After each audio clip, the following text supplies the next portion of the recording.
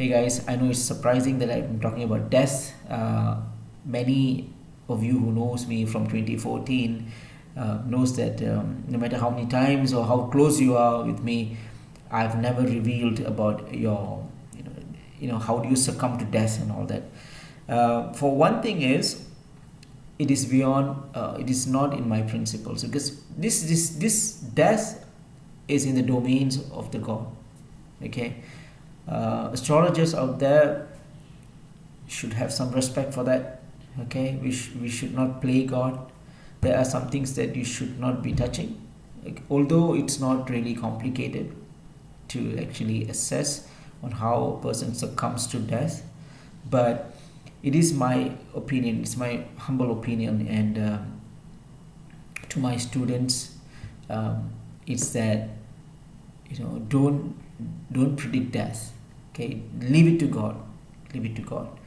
But since I've been getting emails after emails after emails on Facebook and whatnot since 2014 about people who are so curious to know how they would succumb to death, and I think it's only fair for me to do a video, although I don't predict death at all. Okay, but I'm going to share with you what are the things that you can see in your charts, right?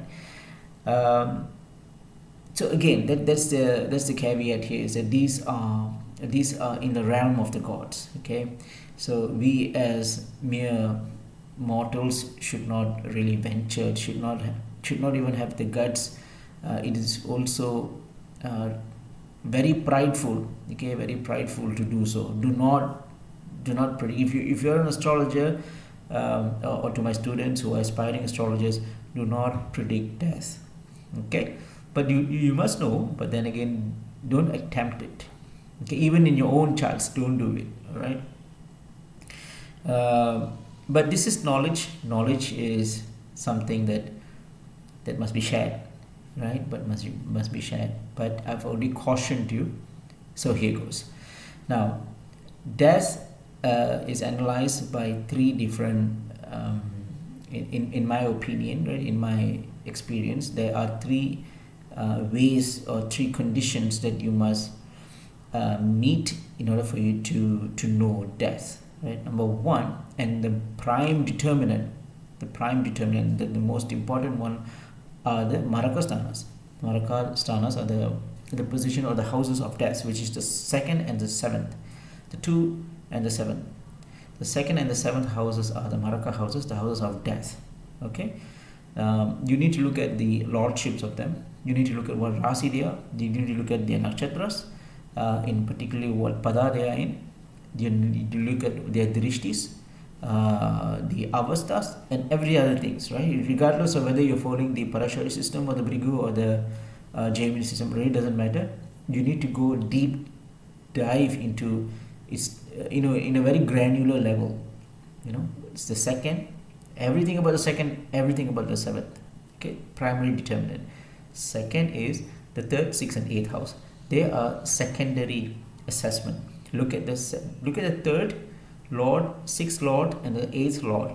All right, and see how are they correlating, or is there any of those lordships being affected in the second and the seventh. But let's say if you have the eighth lord in your seventh house, yes, there is a direct connection there. Say if you have the third lord in your second house, again there's a connection. And then you need to look at the tertiary, the third factor of the entire component. Okay, the third factor is Shani Bhagavan. Shani, he personifies truth and personifies Yama and personifies death, the reality, the moment of truth, Dharma in its pure sense. Okay, if you look at from a esoteric way, death shows your maturity as a human being. What have you done? What contribution you have made to the world. It's just not about you, but what have you done to the world, right? That's what the maturity is all about, spiritual maturity. So Saturn gives us that clues. So remember, the first would be the second and the seventh house, primary determinants, the Marakasthanas. Third would be the second would be the third lord, sixth lord, and eighth lord, and how they are affecting the second and the seventh. And the tertiary factor is that the Shani Bhagavan's Drishti, okay, how Shani Bhagavan's aspecting the all the five houses, the second, third, sixth, seventh, and eighth. How what are his drishtis doing to each of these houses? Okay, that's the third aspect of it. Now that is one component. Okay, all these three factors put into one component. Now we need to look at the D30 chart, Trim Samsa. The Trim Samsa shows misery and misfortunes, ultimate struggles in life, things which are really, really painful to go through, anguish, be it mental or physical, right?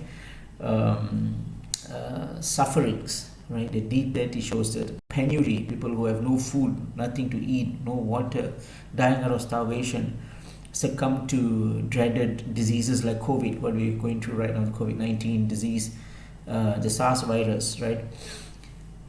It's affecting a person in a very prolonged manner. Suffering is in a very prolonged manner. That's what the Trim Samsa, the D30 chart is all about. Now the D30 is not like the Karakamsa, the Navamsa, and some of other charts, the D60, Shashtiyamsa, they are all relating to how the soul is, how the soul affects us, right?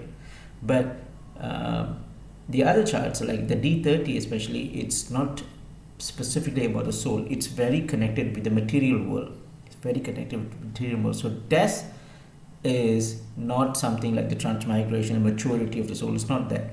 When you talk about death in the D30, it's about the physical death. You just die in the physical material world. That's what the D30, one of the things it shows, right? Besides misery and pains and anguish. The D30 also shows about all sort of problems that you go through, right? Or the problems that you might have, or the problems that you're having right now. These problems are, again, serious determinants, like, really prolonged suspense. Say if you have a disease, a chronic ailment that you're going through, you can't walk, you can't hold a pencil, you have, I don't know what, right? All sort of diseases. Probably you will have a very terrible marriage. Your husband may be a drunkard, maybe your wife cheats on you.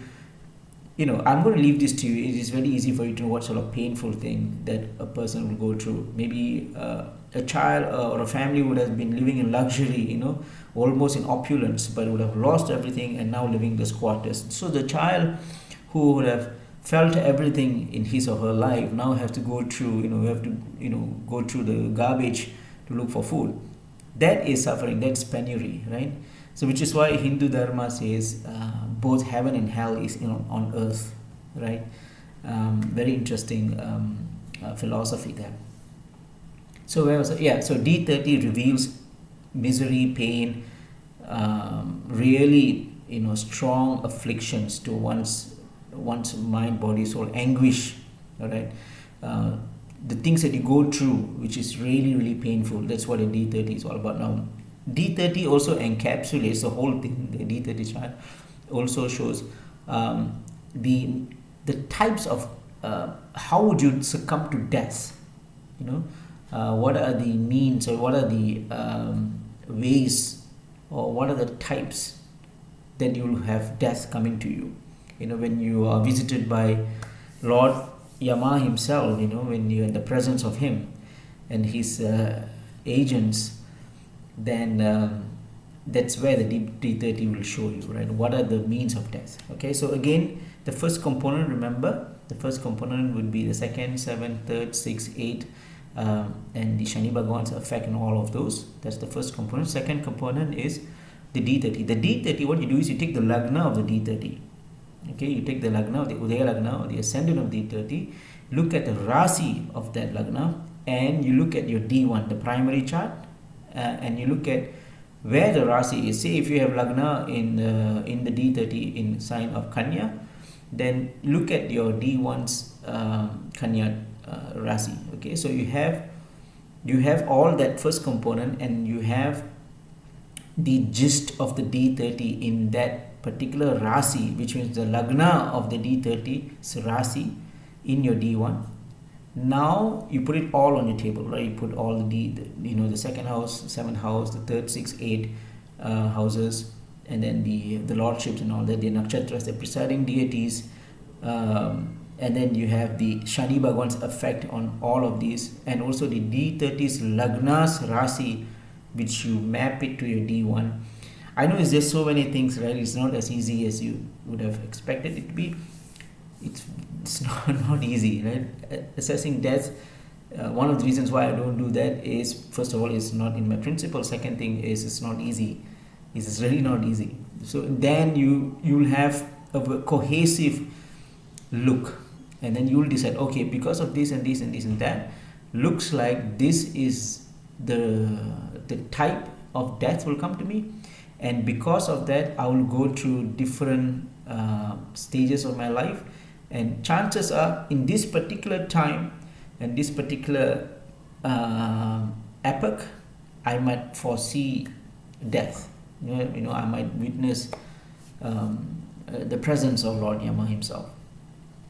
That's another thing, right? Timing of death is another thing. That one you need to look at the Vimshottari, especially the Vimshottari Dasa scheme, and also the Gochara, the transits. That's a different thing altogether. But this will show you, for example, if you would have died, if a person would have succumbed to death maybe from a disease, right? The first component would show a disease. The Trimsamsa's Lagna's Rasi would show you what type of disease that one will succumb. And last thing is that nobody wants to die, everybody wants to live, okay? But I'm here to tell you that as an astrologer, I've also received question, and people asked me that when can I die, or when I can't do this anymore. There's just too much of pain, too much of suffering in my life. When is death coming to me? I know this may sound very shocking to you, but as an astrologer, I've heard just too many things. Some people who might just email me, say that I'm going to commit suicide right now. You are the last person in this world I'm going to talk to. As an astrologer, it's a huge burden. It's a huge thing. So I will do my best to help people out there. And a lot of things has happened. Okay, anyway, let's put all that aside. So this is how you can assess death. And again, let me tell you, this is only for your knowledge. Don't attempt to predict death. I know people are doing it on the internet. I have no comments about them, right? But to my students out there, and to you and my subscribers, my dear subscribers, it's just for knowledge. Okay, take care of yourself, be safe. I'll talk to you all soon. Bye bye.